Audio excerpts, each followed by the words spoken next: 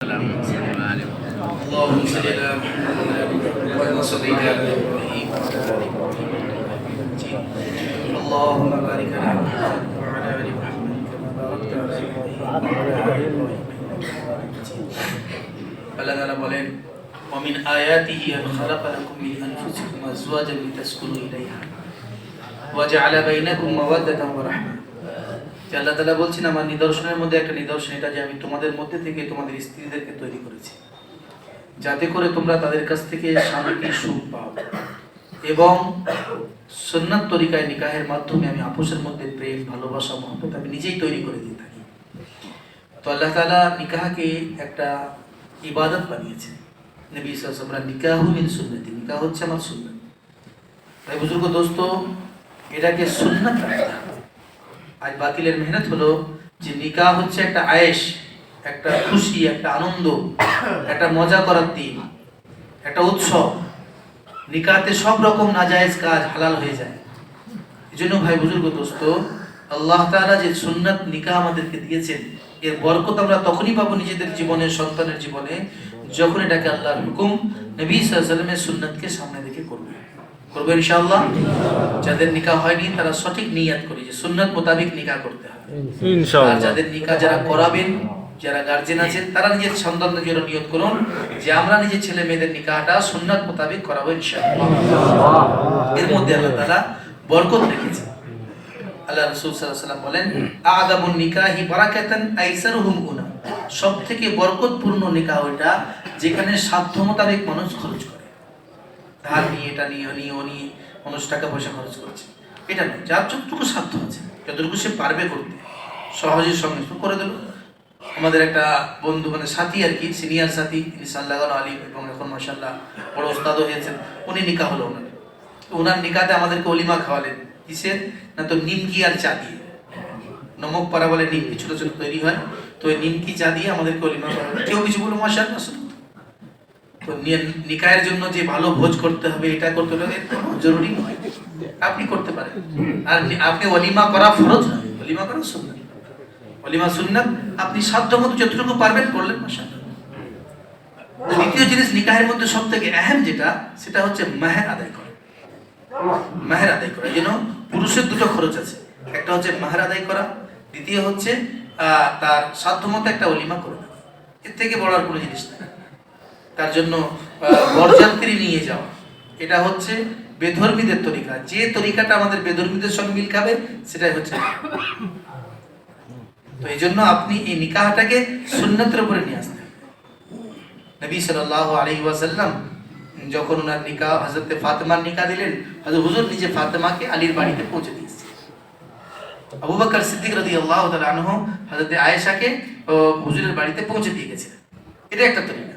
আর এরকম হচ্ছে সাহাবারা অন্য কি বলে পাত্রীপক্ষের বাড়ি থেকে নিয়ে এসেছেন, দু চারটা মেয়ে ছেলে নিয়ে গিয়ে তাকে নিয়ে চলে দু একজনকে সঙ্গে নিতে নিকাহ যেন নিকাহটাকে তোমরা এলান করো, মানুষ জানে নাই যে একটা সম্পর্ক হয়েছে, এই সম্পর্ক তৈরি হয়েছে, একটা কি বলছে একটা সংসার তৈরি হয়েছে, মানুষ যেন জেনে নেয়। মসজিদের মধ্যে নিকাহকে করো। সাধারণত অনেকে ভাবে যে মার্কাজে যদি নিকাহ পড়ায় তাহলে বেশি বরকত হবে। মার্কাজের সঙ্গে নিকাহের সঙ্গে বরকতের সম্পর্ক। নিকাহ যদি আপনি আপনার গ্রামের মসজিদে পড়ান এটা বরকতের সঙ্গে সম্পর্ক। বেশিরভাগ নিকাহকে মসজিদে করা হয় না। মানুষ নিকাহের জন্য আলাদা জায়গা বানায়, টাকা খরচা করে, প্যান্ডেল তৈরি করে, আরো কত কি করে। তো ওর সঙ্গে নিকাহের সম্পর্ক নেই। বরকত কোথায় পাবে? নিকাহ বরকত হবে যে নিকাহটা মসজিদের মধ্যে হবে। ওটা একটা নামাজের পরে এলান হলো, ভাই বাকি নামাজের পরে সাথীরা বসে যাবে, একটা নিকাহ আছে, ইমাম সাহেব নিকাহ পড়ি, মসজিদের মধ্যে নিকাহ হয়। তো মসজিদের মধ্যে নিকাহ করে। আর নিকাহটা নিজ মসজিদে, এখানে যারা আছে মার্কাজে মসজিদে হয়, বাকি গ্রামে যেগুলো হচ্ছে সেগুলো আমদার সাথীদেরও নিকাহ এরকম হয়ে যাচ্ছে।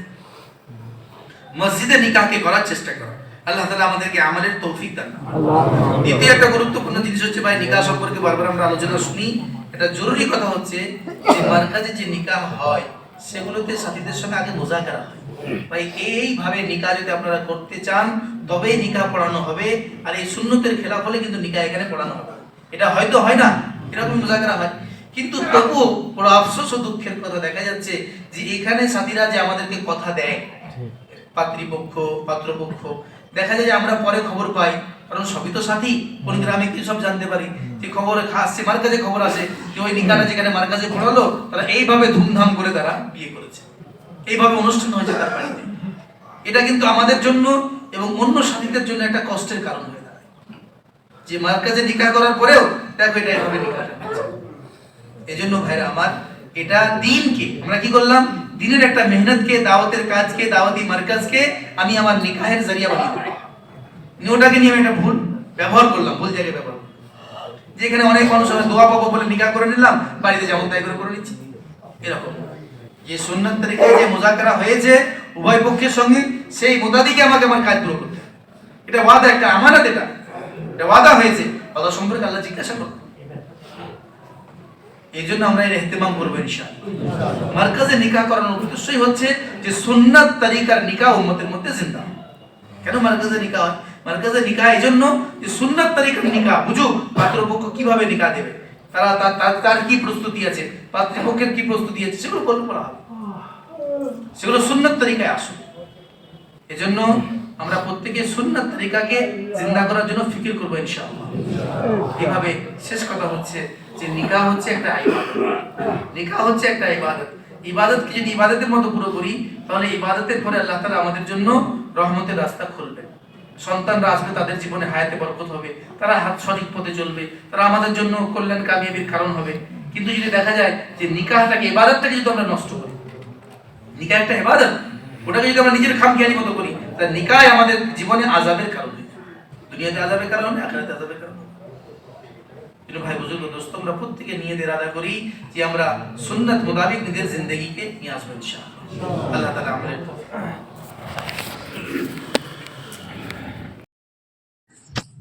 বরকতের কারণ নিকাহ হচ্ছে নিজের মসজিদে করানো। আপনার যেটা মসজিদে হবে, রাসূল সাল্লাল্লাহু আলাইহি ওয়াসাল্লাম বলেছেন, আলিমু বিল নিকাহ ওয়াজআলুহা ফিল মাসাজিদ, তোমরা নিকাহটাকে প্রচার করো এবং মসজিদে করো। কারণ এখন মুসলমানদের সংখ্যা বাজারে, কিন্তু নবীর জামানায় মুসলমানদের সংখ্যা কোথায় পাওয়া যেত? মসজিদে। মুসলমানের মসজিদে পাওয়া যেত। তো মসজিদে নিকাহ হলে সবাই জেনে নেয় যে এই দুজন, এদের যে সম্পর্ক, একটা বৈধ সম্পর্ক, এরা সুন্নাত তরিকায় বিবাহ বন্ধনে আবদ্ধ হয়েছে, এটা সবাই জেনে নেয়। কিন্তু মসজিদে করা সুন্নাত। আমরা মার্কাজে করার একটা কারণ হচ্ছে সেটা যে আমাদের নিকাহটা পরিপূর্ণ সুন্নত অনুযায়ী। আর এই নিকাহটা দাওয়াতের একটা দাওয়াত, যে দেখো এই নিকাহটাতে ওলিমা হবে সুন্নত তরিকায়, মেয়ে পক্ষের কোনো খরচ নেই, মেয়ে পক্ষের বাড়িতে কোনো বড় ছোট অনুষ্ঠান হবে না, সে নিজের মেয়েকে সাজিয়ে গুজিয়ে যেভাবে পারবে সে তার মানে যার আমানত তার হাওয়ালাই করে দেবে। তাই তো ইনশাআল্লাহ আমাদের রুখসাতি কবে হবে? এই মাসে, এই সামনে 23 তারিখ, জানুয়ারি 23 তারিখ। আচ্ছা, নিয়ে তারপরে ওলিমা, গায়ে হলুদ, থুবড়ি যেগুলো হয় সবকিছু, এগুলো সবাই মানে হবে না, সেটা যেটা দাওয়াত এনারা করবেন না সেটা আপনারা জেনে নেন। যেটা হচ্ছে মার্কাজে নিকাহের কারণ হচ্ছে এটা, একজন মেয়ে ছেলে পক্ষ উভয় পক্ষ সুন্নাত মোতাবেক নিকাহটা হচ্ছে। এনারা এগুলো সুন্নাত মোতাবেক, এখানে মার্কাজের উদ্দেশ্য এটা। বাকি নিকাহ মসজিদে করানো হচ্ছে সুন্নাত, আর মার্কাজেই করাতে হবে কোনো জরুরি নয়। আপনি এই নিকাহটা নিজের মসজিদে করুন, সুন্নাত তরিকায় করুন, পাঁচটা মানুষ জানো যেভাবে নিকাহ হবে। আজ বাতিলের নিকাহ কোটি কোটি টাকা বাজেটের, এটা হলো উম্মতের জন্য অনেক বড় ক্ষতির কারণ, উম্মতের অনেক বড় বিদিনীর কারণ। আর এই নিকাহটা উম্মতের আযাবের কারণ। আর যে নিকাহটা নবীর সুন্নতকে জিন্দা করার জন্য হবে, সেই নিকাহটা ওই বাড়ির, ওই পরিবারের এবং বিশেষ করে ওই দুজনের সংসারের বরকতের কারণ। আমার একটা সাথী, সে নিকাহ করেছে, সে বলল আমাদের 15 বছর হয়ে গেল বিবাহ করা, কিন্তু আমি 1500 টাকা ওলিমা করেছিলাম, 1500 টাকায় ওলিমা করেছিলাম, 15 বছর বিয়ে করা হলো, আজ পর্যন্ত কোনো রকম আপোষের মতো কোনো সমস্যা নেই। আল্লাহ মহাব্বত, আল্লাহর তরফ থেকে ভালোবাসা, প্রেম, দুই পরিবারের মধ্যে একটা সুন্দর সম্পর্ক তৈরি হবে যখন এটা সুন্দর তৈরি হবে। সবাই করবো ইনশাআল্লাহ, এর দাওয়াত দেবো। ভাই নিকাহের আপনার কোনো আত্মীয় করছে, আপনার কথা শুনে আপনি তাকে দাওয়াত দিন। আর চেষ্টা এটা করবো যে আমরা দাওয়াত দিই তাদেরকে। অনেক সময় কি হয়, ওরা গুনাহের তরিকায় করছে, আমরা যাবই না। যাবো না বলতে গেলে আমরা ওই গুনাহের মজলিসে যাবো না, কিন্তু তাদের কাছে যাবো, দাওয়াত দিতে আগে যাবো, পরে যাবো, এটা আগে গিয়ে বোঝাবো এটা ভুল হচ্ছে, আমার হুজ্জাতটা তো কায়েম হয়ে যাবে, এটা দায়ী কাজ বলে দেওয়া। আমরা মনে করি যে আমাদের নরম, আমরা তাদেরকে গিয়ে ঝগড়া করবো না, ভাই আপনি যেটা করছেন এটা সুন্দর তরিকা, নবীর তরিকার বাইরে, এই কাজে আমাদের শরীক হয়।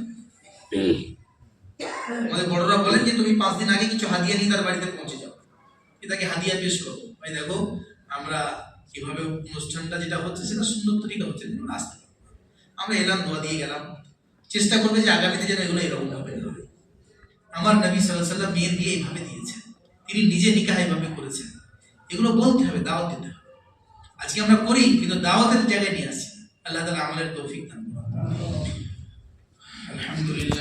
আলহামদুলিল্লাহ নাহমাদুহু ওয়া নাস্তাঈনুহু ওয়া নাস্তাগফিরুহু ওয়া নু'মিনু বিহি ওয়া নাতাওয়াক্কালু আলাইহি ওয়া নাউযু বিল্লাহি মিন শুরুরি আনফুসিনা ওয়া মিন সাইয়্যাতি আ'মালিনা মান yahdihillahu ফালা মুদিল্লা লাহু ওয়া মান yudlilhu ফালা হাদিয়া লাহু ওয়া নাশহাদু আন লা ইলাহা ইল্লাল্লাহু ওয়াহদাহু লা শারীকা লাহু ونشهد أن محمدا عبده ورسوله أرسله بالحق بشيرا ونذيرا وداعيا إلى الله بإذنه وسراجا منيرا فبلغ الرسالة وأدى الأمانة وقام بالحجة ودعا إلى الحق وجاهد في الله حق جهاده حتى تركنا على محضة البيضاء ليلها كنهارها.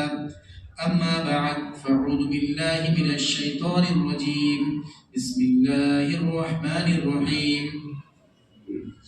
يا الناس اتقوا ربكم الذي خلقكم من نفس واحدة وخلق منها زوجها وبث منهما رجالا كثيرا ونساء واتقوا الله الذي تساءلون به والأرحام إن الله كان عليكم رقيبا.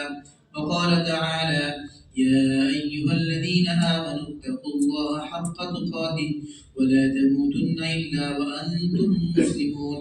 وقال تعالى يا أيها الذين آمنوا اتقوا الله وقولوا قولا سديدا يصلح لكم أعمالكم ويغفر لكم ذنوبكم ومن يطع الله ورسوله فقد فاز فوزا عظيما. صدق الله العظيم. وقال النبي صلى الله عليه وسلم يا معشر الشباب من استطاع منكم الباءة فليتزوج فإنه أغض للبصر وأحسن للفرج فإن لم يستطيع فعليه بالصوم فإن له وجاء. وقال النبي صلى الله عليه وسلم تزوجوا الودود الولود فإني مكاثر بكم الأمم. وقال النبي صلى الله عليه وسلم أعظم النكاح بركة أيسره مؤونة. وقال النبي صلى الله عليه وسلم النكاح من سنتي. وقال فمن رغب عن سنتي فليس مني. بارك الله لنا ولكم في القرآن العظيم ونفعنا وإياكم بالآيات وذكر الحكيم. أستغفر الله لي ولكم ولسائر المسلمين من كل ذنب وأتوب إليه.